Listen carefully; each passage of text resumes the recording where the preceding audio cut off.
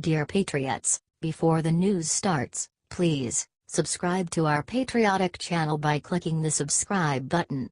Give us a thumbs up to this video. Don't forget to leave your opinion below in the comments section. Share the news on Facebook and Twitter so your friends see it. Thank you. The president just revealed secret call he had with Dallas Cowboys that changes everything. It turns out that President Donald Trump has found an NFL team he finally agrees with.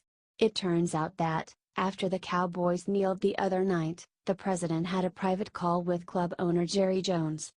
During that call, Jones managed to explain his logic to the president and, by the end, Trump was clearly singing the praises of America's team.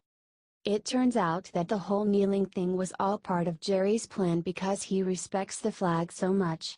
He got his team to go out and kneel before the national anthem. Then they all rose for the anthem and paid respect to our fallen troops. To be honest, that's a pretty smart compromise. It's no wonder Trump was impressed. There is nothing wrong with peaceful protesting. Heck, it's one of the most American things there is. However, it's important to remember that there is a time and place for everything, and those 30 seconds dedicated to our fallen veterans before a game is not the time to protest.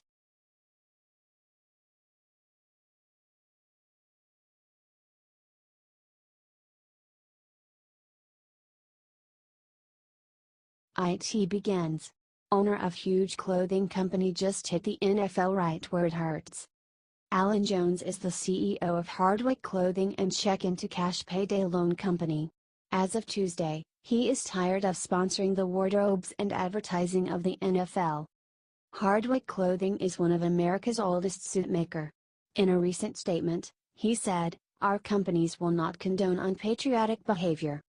According to the Times Free Press, in Cleveland, Tennessee, a businessman named Alan Jones was showing off his new Hardwick clothing brand suits provided as a wardrobe for NBC's on-air talent during NFL football games.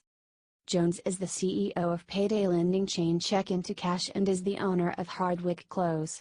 He texted the reason for his decision to def.com. "When I see Colin Kaepernick lecturing the oppressed wearing a Fidel Castro t-shirt, you realize the hypocrisy to this stupidity. I love America. They have the right to protest and I have the right to turn off the channel and place our ads elsewhere. The next time someone asks the public to finance a stadium, this will have a very long-term effect. These guys should really be the lead plaintiffs in the head injury cases. That's the only jury that will find sympathy." Share this if you want the NFL to stop disrespecting our flag and our national anthem. This is your final message before all us patriots leave you forever.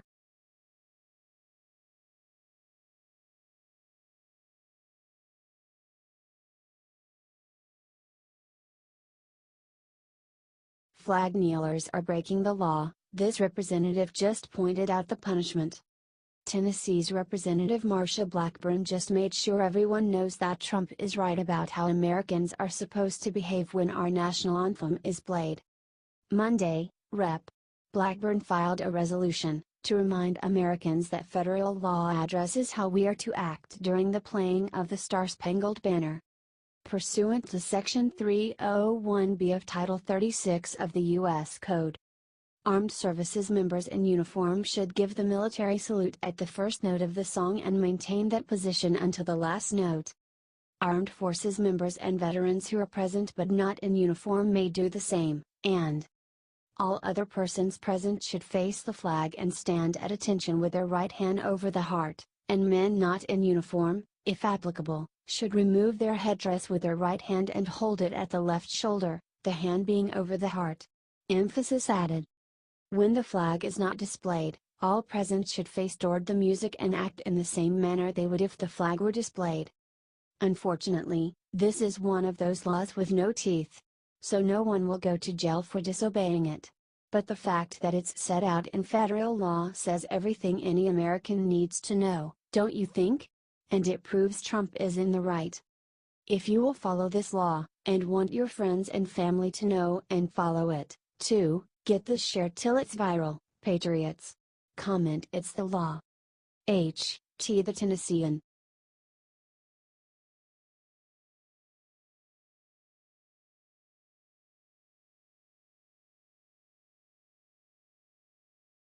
Nothing is safe. MSNBC just insulted all Christians in this sick video that just went viral. It's easy to understand why a biased news network would attack President Trump, but blatant disrespect towards all Christians around the world is beyond reprehensible. MSNBC and anchor Lawrence O'Donnell purposely cut off Alabama Senate candidate Roy Moore's victory speech on Wednesday. Why? Because he was talking too much about God. Moore had just defeated his primary opponent Senator Luther Strange, and was simply counting his blessings and showing gratitude. Advertisement. "We are one nation under God and we can become one nation unified," Moore said during the victory speech. "There's so much division in our society. But we are all created in the image of God." Religion aside, that's a beautiful message. Moore wants people to work together and make America great again, part of which being the freedom to express your faith. "I recall what Harry Truman said in his inaugural address," he continued. "The American people stand firm in the faith which has inspired this nation from its beginning. We believe that all people are created in the image of God, and from that faith we will not be moved." O'Donnell interrupted at that point, cutting back to the MSNBC studio with a shocking explanation. "Okay, we're going to come back into the studio for this conversation," O'Donnell said. "What I've been told by the control room is that he has been speaking about God, and about God almost exclusively, with I think no real reference to his opponent or Donald Trump." There it is again, the major media's need to create news about President Trump. This was coverage of Moore's victory speech, but there clearly wasn't enough drama or feuding to justify hearing about the man's faith. MSNBC may have forgotten, but this is a Christian nation. Many Americans, including the First Family, consider faith an integral part of their home. American voters also need to hear from elected officials so they know exactly who and what they're supporting. If MSNBC can't do either of those things, why be on the air at all? If you think this was way over the line, let us know below and share this before it's buried. Sources: dailycaller.com.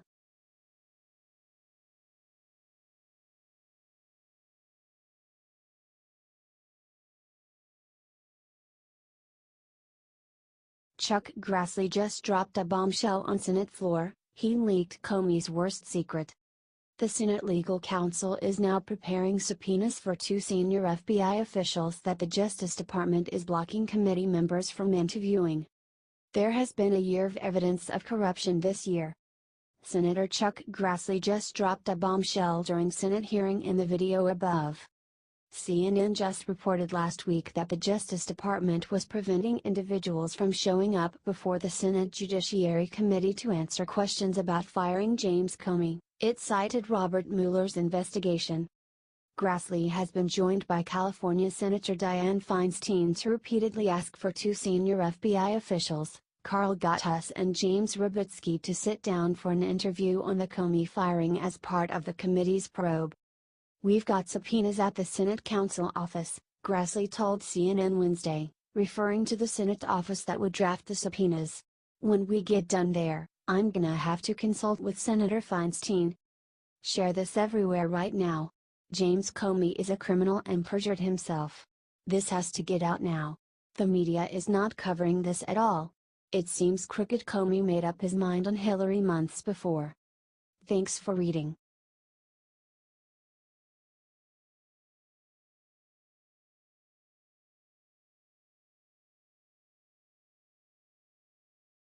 James Madison was just targeted in vicious attack. Look who's after him. Early Wednesday morning, just hours after our Secretary of Defense, James Madison, landed in Afghanistan, a rocket attack happened at the airport where he'd just landed in Kabul. This was a surprise visit by Madison, which is really troubling, considering the fact that the Taliban and ISIS are both taking credit for the attack. 40 to 45 rockets hit the airport, less than 2 hours after Madison was right there. Thank God, Madison was out of harm's way by the time the rockets hit. In fact, no U.S. personnel were injured. 3 people allegedly involved in the attack were killed by Afghan special forces, according to an Afghan Interior Ministry spokesperson. Mattis has already spoken, saying an attack on an international airport anywhere is a criminal act by terrorists. He said it's designed to go after innocent people to make some sort of statement. I'm very troubled by the fact that Mattis' visit was unannounced. So how did the attackers know he was going to be there? Obviously, thank God, they didn't have the timing of his arrival just right. But it was way too close for comfort. So is it only the Taliban, ISIS that's after him? Or someone closer? If you're glad Mattis is okay, and if you want this looked into further, as in, who leaked, please, share and comment find the leak. ABC News.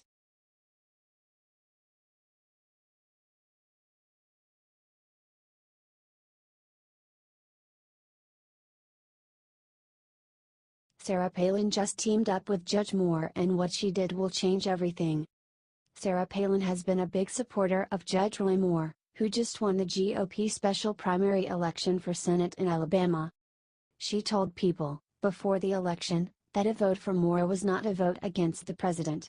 She said, it's a vote for the people's agenda that elected the president. And she was right. In fact, Trump called Judge Moore after he won, to congratulate him, even though he had come out in support of Luther Strange.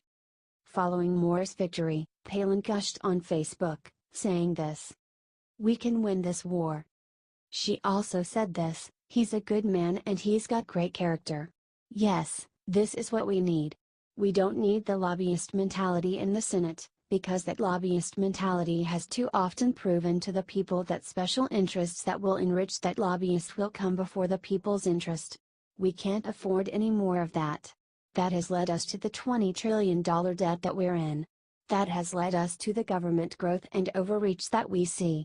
So, no, we don't need to elect more of the problem. We're not going to solve the problem by electing more of it." And, like myself, she loved the fact that he rode horseback to vote. As a horse lover, cowgirl myself, that was my favorite part, for sure. If you agree with Palin, that Judge Moore's election shows that we can win this war, please share and comment yes we can. Breitbart.